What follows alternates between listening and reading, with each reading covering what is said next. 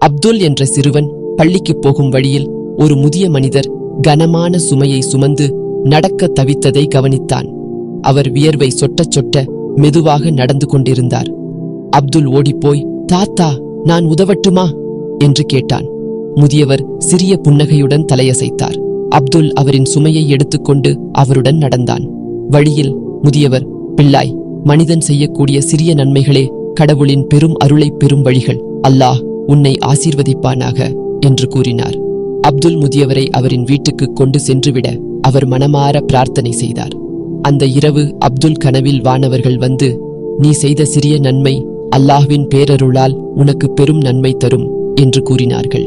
காலம் கடந்து அப்துலுக்கு எதிர்பாராத விதமாக ஒரு உயர்ந்த கல்வி உதவித்தொகை கிடைத்தது. அது அல்லாஹ்வின் அருளா இல்லையா? நமக்கு தெரியாமல் செய்யும் சிறிய நன்மைகளே நாம் நினைக்காத அளவுக்கு நம்மை உயர்த்தும். அல்லாஹ் நம்மை அனைத்திலும் நல்லதிற்கே வழிநடத்துவானாக.